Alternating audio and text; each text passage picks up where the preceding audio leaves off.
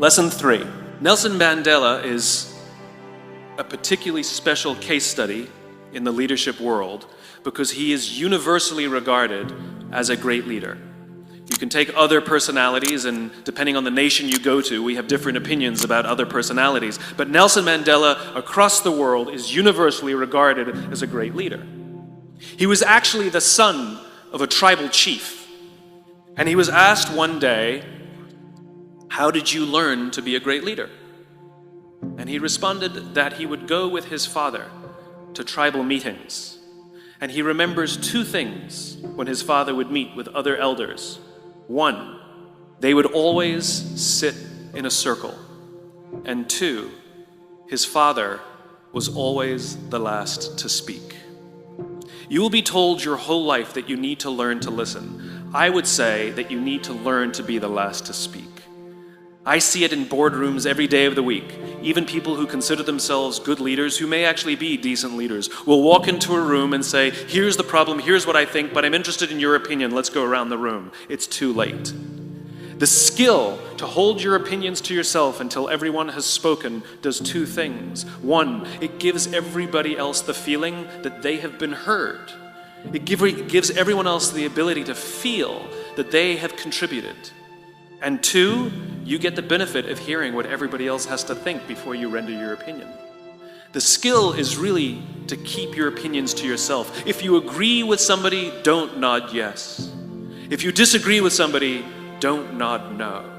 Simply sit there, take it all in, and the only thing you're allowed to do is ask questions so that you can understand what they mean and why they have the opinion that they have. You must understand from where they are speaking, why they have the opinion they have, not just what they are saying.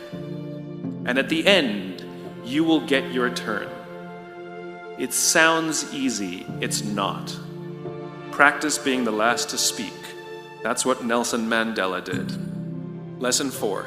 In the 18th century, there was something that spread across Europe and eventually made its way to America called puerperal fever, also known as the Black Death of childbed. Basically what was happening is women were giving birth and they would die within 48 hours after giving birth.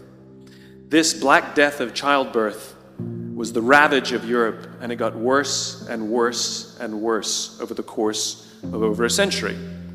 In some hospitals, it was as high as 70% of women who gave birth who would die as a result of giving birth. But this was the Renaissance. This was the time of empirical data and science, and we had thrown away things like tradition and mysticism. These were men of science, these were doctors. And these doctors and men of science wanted to study and try and find the reason for this Black Death of childbed, and so they got to work studying, and they would study the corpses of the women who had died. And in the morning they would conduct autopsies, and then in the afternoon they would go and deliver babies and finish their rounds.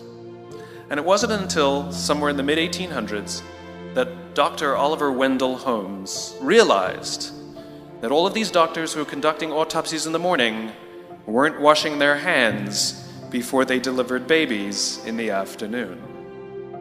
And he pointed it out and said, "Guys, you're the problem." And they ignored him and called him crazy for 30 years. Until finally somebody realized that if they simply washed their hands, it would go away. And that's exactly what happened.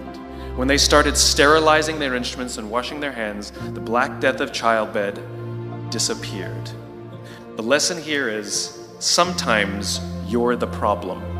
And my point is take accountability for your actions. You can take all the credit in the world for the things that you do right, as long as you also take responsibility for the things you do wrong. It must be a balanced equation. You don't get it one way and not the other. You get to take credit when you also take accountability.